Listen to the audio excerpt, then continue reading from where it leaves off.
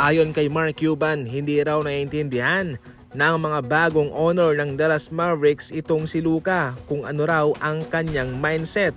Ayon pa mismo kay Mark Cuban, oo, kitang-kita naman na wala raw abs itong si Luka at hindi siya batak na batak, hindi katulad ng ibang mga star player dyan, pero alam nating iba itong si Luka.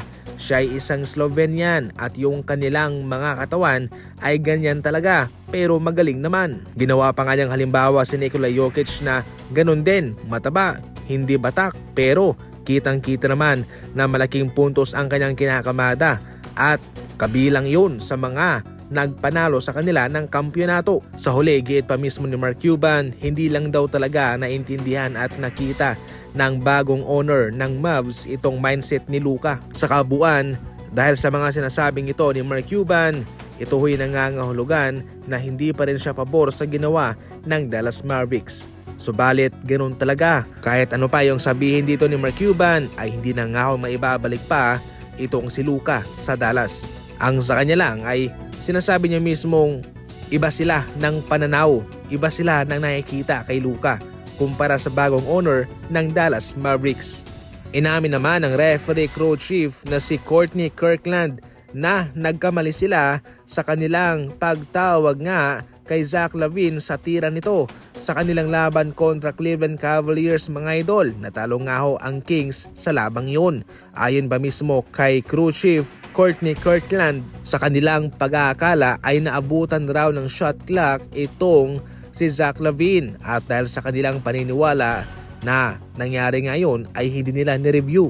Isa rin po itong malaking problema ngayong kinakaharap ng mga kupunan sa NBA sapagkat hindi na talaga magbabago pa yung laban. At yung pinaka nakakalungkot dito, yung maling pagtawag, yung maling paghukom ng referee ay siya pang magpapatalo sa inyo. Yan talaga ang pinakamahirap.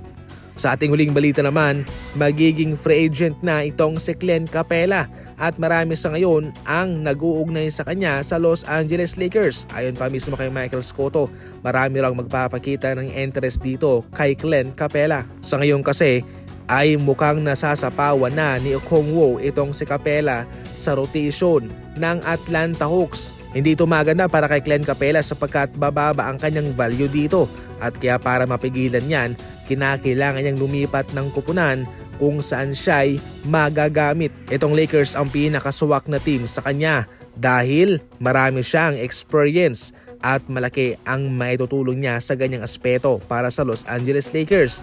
Considering na itong Lakers ay naghahanap pa ng certified center big man sa kanilang kupunan, magiging maganda ito para sa Lakers para kunin itong si Clint Capela. Nakatawid ang Los Angeles Lakers na wala silang nakuwang kapalit na center kay Anthony Davis. Pero hindi rin po isinasantabi na sila ay kukuha pa rin ng isang big man sa off-season. Ano ang komento ninyo patungkol dyan? I-comment lang sa comment section.